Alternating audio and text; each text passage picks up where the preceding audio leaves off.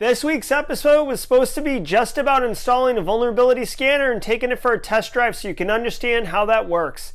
Instead, I actually dive deep into how a vulnerability management program should function, what are some of the practical shortcomings and challenges that an individual who's executing on vulnerability management would encounter, and of course I show you how to download and install for absolutely free a top-tier quality vulnerability scanner and scan your home network and understand what those results are.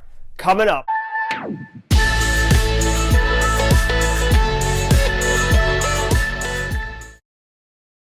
Hey everybody, welcome to Simply Cyber Live, the YouTube channel designed for helping you take your cyber career further, faster. I know this week looks a little different, just being straight recording and not having the typical studio look, but I can't do it that way this week. So, which is fine because we are going to be doing a technical, hands-on, lesson this week, and we're going to be talking about vulnerability management. Now, why is vulnerability management important? We'll get to that in a second, but really quick, I do want to introduce myself. My name is Jerry Ozier, and this is Simply Cyber. So if you're new here and you like what you're hearing, consider subscribing, hit the thumbs up, bell for notifications, all that great stuff. And if you're a regular, I'm very happy that you're getting value out of this, and I hope you enjoy this episode as well. So again, vulnerability management. I can't emphasize enough, if there was like two things that you can do as a business or as an individual to reduce your cyber risk, kind of overall bolster your security posture, multi-factor authentication on financial, email, etc. type accounts would be one of them. And the other one would be patch management, which is essentially the other end of the coin of vulnerability management. So at its really, at its broadest, vulnerability management is looking at systems, endpoints like servers, workstations, iPhones, tablets, IP phones, etc.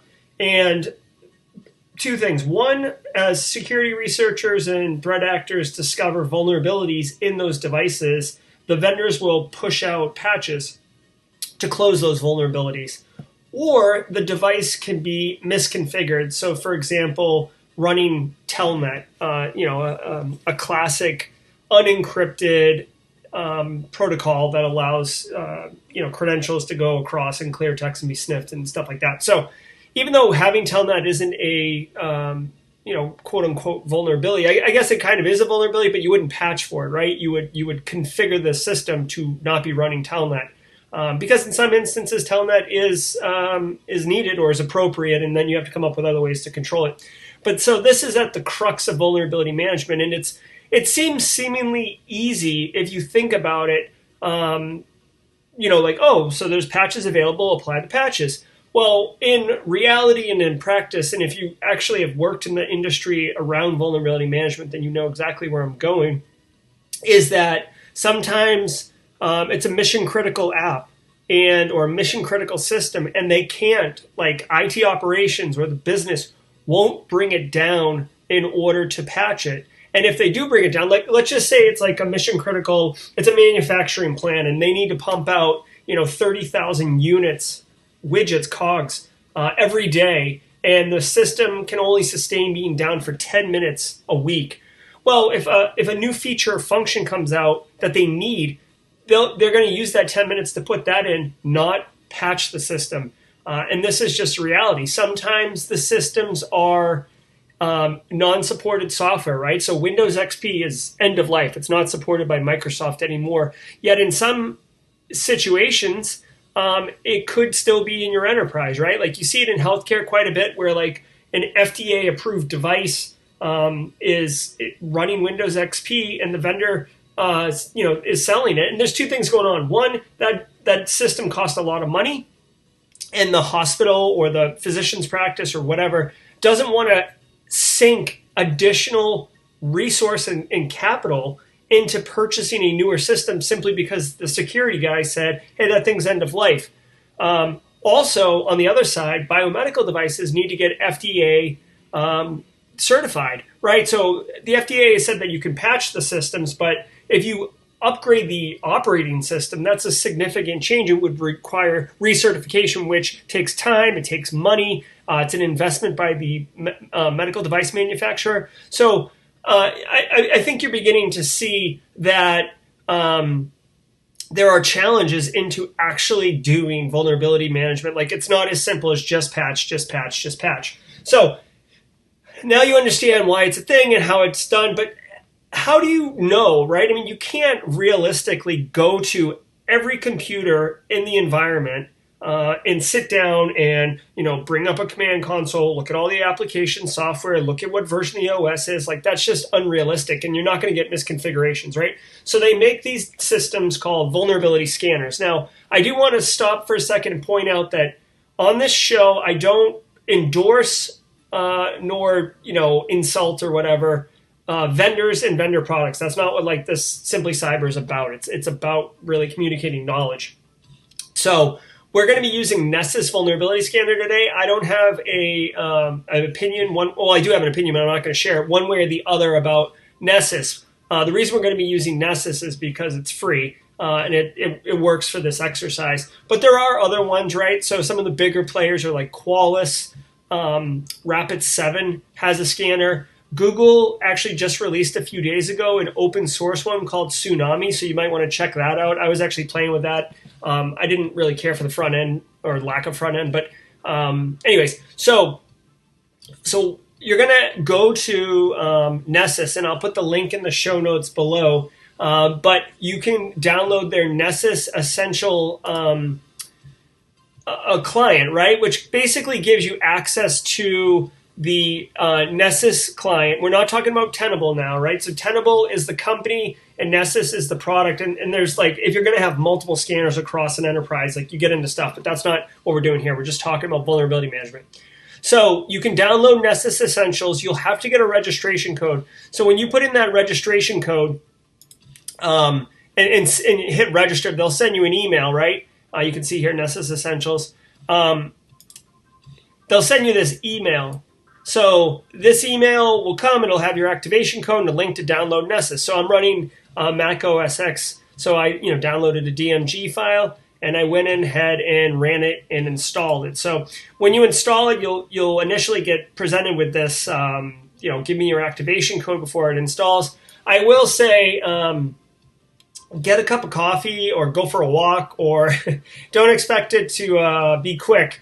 Once Nessus is running, it then has to update all its plugins, right? So that's how the tool works. There's kind of like a base function of the tool, and then as things come out, they throw plugins in, and that allows you keep the device or keep the system modular. That way, it can grow as threats are discovered and stuff like that. You don't have to recompile the scanner itself. It's very nice. And also, it allows you to, we're going to just be doing wide open scans for everything today, but when WannaCry came out, WannaCry uses the Eternal Blue exploit that's really takes advantage of SMB protocol, right? So you might want to, when WannaCry popped, this is a great example of vulnerability management. What systems in our environment are currently running SMB 1.0? We need to know now, because WannaCry is a serious issue, right? So you could tailor down that scan to only look for that and go across your enterprise. So this is great. So you go ahead and get that installed. Let's see. Yeah, I took a picture. You can see where it's downloading the plugins. This took probably an hour, 45 minutes to an hour. And then it'll actually do a host discovery scan once you get it installed and go across your network. So you can see it found my Xbox and stuff. So let's bring up the actual Nessus. So here's Nessus. Oh, one thing I do want to point out, two things. One, this is what it looks like when you log in. It will initially do a discovery scan, and you can see it did it right here. And this is basically to look across your network, which is perfect. If you're going to do this at home, you can scan your own home environment and actually take some action on it. But you will need to know a little bit, very little, of networking. So when you do the host discovery scan, here's some bonus material. I actually forgot my username that I used to create this account because I left and had lunch and then I came back. If for whatever reason you forget your username, because this is all hosted locally, right? It's running a local web server to present this interface, and the whole engine's local. So if you do need to find your username and you're on a Mac, you can go into /library/nessus/run and run this Nessus CLI binary with ls user as the argument passed. You can see it right here. And that'll tell you your username, which is what I got right here. And then also if you forgot your password, because there's no like reset password functionality or something like that, you can use this ch password binary, or not binary, argument to the Nessus CLI in order to change the password. So just whatever, pro tip. So I do want to point out, most people, if you know what your network is really, like at your home or your office or wherever you're going to be running these scans, if you already know this and you know the CIDR and everything, then you don't need to know this. But like, I want this to be accessible to everybody. So if you're not sure, you can find if you're on a Windows machine, you can do ipconfig. And if you're on a Linux-based machine, you can do ifconfig. Now you can see here, where's my network? Here it is. So this is my network interface that I'm using on my network. So anyways, most home networks are 192.168, which is a private IP address range, and then it's dot whatever. So you can see if you don't understand subnetting or network masks and stuff like that, that's okay. But just know that it's very likely that 192.168 dot whatever /24, which would be like 254 hosts. So the last octet. So I know that's a lot of information, but when you're doing your host discovery scan, look up what your IP address is of your endpoint, right, of your machine. And if it's like a 192.168 dot something, so dot 0 or dot 1 or dot whatever, and then the network mask is like 255.0, or it's got this hexadecimal thing like right here, it basically means that the last octet of your IP is going to be the available host range. So I guess what I'm saying is, long story short, just put in 192.168 dot, mine's 1, but if yours isn't, put whatever that is, the third octet, and then dot 0/24, and that will scan the entire range. Hopefully that's not too confusing if you're new to networking and stuff like that. So anyways, it's gonna push you to run that basic scan. So I've gone ahead and run my basic scan across my home network. So you can see that the Nessus Essential client will give you up to 16 IP addresses, and I was able to do, I think my home network has 14 right now, which is more than fine. And I guess it would push you to do that, but you can do a new scan. You can see all these different things, host discovery. These are ones, but require upgrade. Now we are just basically trying to understand how vulnerability management goes. So, stop. I'm sorry. Let me go back here. So this has been scanned. This is like your basic scan. It's identified all these hosts because of the /24, and then it says, okay, like let's look at this. Now this .1.94 is my Mac OS X box that I'm using here, and you can see it found I run Wireshark. I did an episode a couple weeks ago using Wireshark, and I didn't upgrade it. Now, when you dig in here, you can see that my Wireshark is not updated as far as the version goes. And now here's an interesting thing. It's like a sub version of not updated. However, the vulnerability score, not all vulnerabilities are created equal, right? They have a score for how serious they are, because in most enterprises, they have so many vulnerabilities that you need to prioritize, and you got to work with IT. So the more critical ones require more attention sooner, right? So a lot of organizations will have a policy that says all critical vulnerabilities are patched within 30 days or 45 days or 60 days, which sounds outrageous. But if you think about it, these things have to get tested, they have to get vetted, they have to go through change control board, they have to get put in place.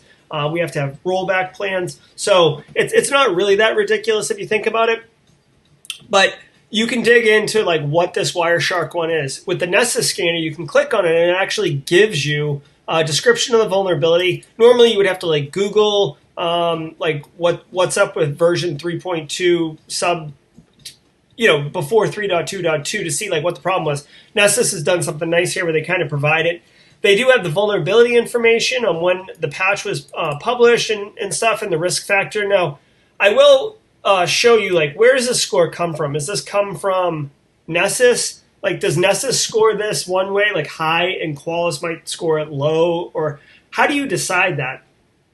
So there's actually a NIST controls a national vulnerability database where this vulnerability is definitely cataloged, and you can see that they use these metrics, and the way that they calculate the scores based on do you have to be on the network to do it? Do you have to be physically there to do it? Can you do it remote? Can you remotely do it from the internet? Do you need can you do it unauthenticated, or do you have to authenticate? Right. So like the more bad it is, the higher the score. Right. So if you don't need to authenticate and you can do it from the internet, and it can lead to like a remote code execution, like full control of the box, and that's critical, right? So that's something really bad. If it's like you have to physically be there to like unplug something and plug it into a different port, and it gives you like privilege escalation or something, like maybe that's not so bad, right? That's just like a low. So this is how the scores are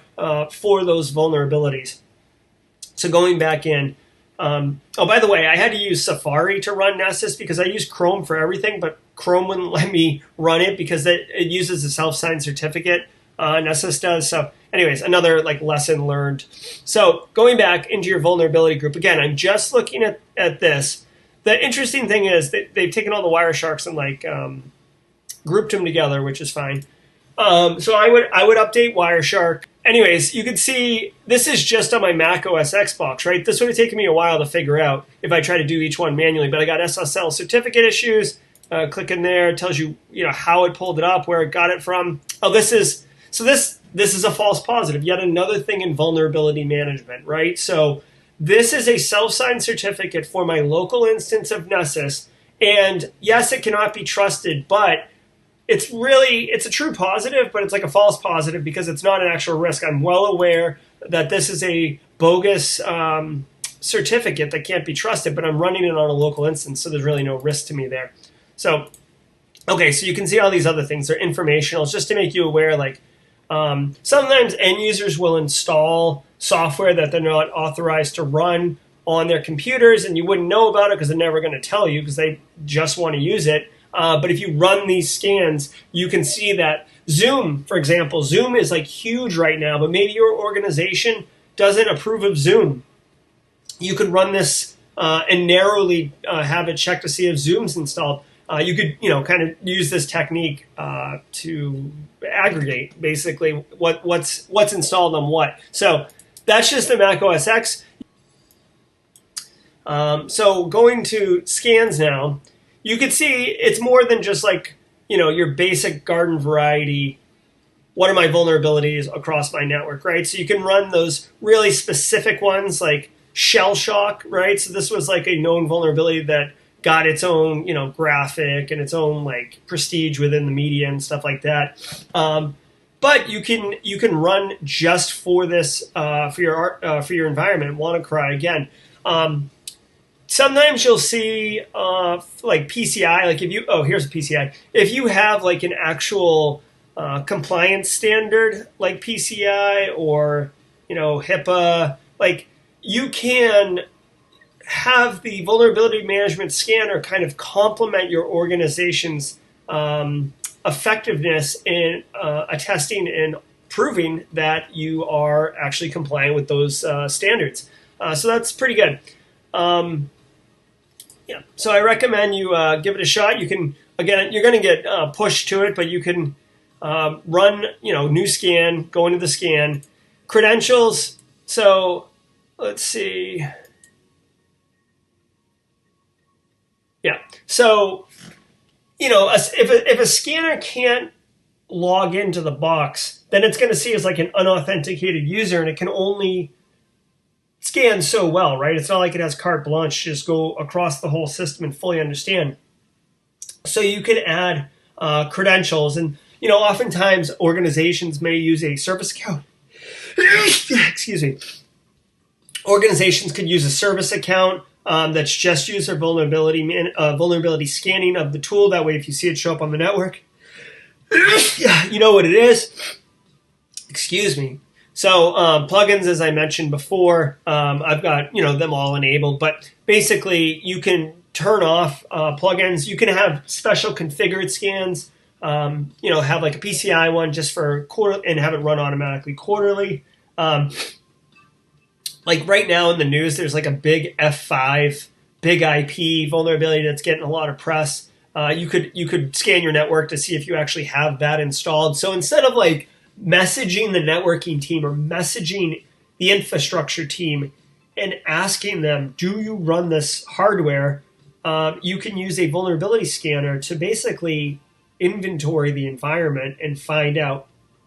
Now, doing this on your home network to play around is fine and it's good experience. And I recommend that if you do this, two things. One, you actually use it to bolster the security posture of your home network or endpoints on your home network. But also go ahead and put it on your resume as experience doing vulnerability management. Because like running this tool, like if you do vulnerability management in an organization, this is basically what you do for the technical pieces. And then you spend a lot of time like hunting down like who owns what device. Like so this device right here. Say this one had like a massive critical vulnerability, right? Like, I don't know what this is. Belkin? Okay, so that gives me some indication. It's probably some type of, I guess, what's Belkin? Networking device? So, the thing is, I don't know what this is. Like, to be honest with you, I'm not even sure what this is in my environment. I'd have to think about it for a minute. But the point is, I can't push patches from here. I just am aware of them, right? So I have to know, like you spend a lot of time doing vulnerability management, actually reaching out or trying to discover who actually owns this device so you can then begin working with them to get it remediated. Now, this is why if you look at the SANS CIS 20, I don't think it's called SANS anymore, but the CIS 20, let me see, SANS 20. If you look at this, this is like the SANS 20 control. Like if you're a new organization and you're just like trying to get some security in place, you can use SANS 20 because it's actually, it's not a totally ridiculous over-the-top security control standard like ISO 27001 or something like that. Where's the actual controls here? Maybe this will show us.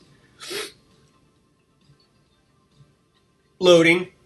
Okay, so you can see this is the 20 controls, right? I'm sure there's a prettier look of it. But the very first one, the very first control, and these are in order of importance, right, is inventory your hardware. And then the second one's inventory your software. So like two of the most important controls per this standard, which a lot of people, SANS used to run it, CIS owns it now, but like a lot of people agree, like those are the two most important ones, and the vulnerability management tool can help you discover them, right? So this is, it's not a silver bullet, right?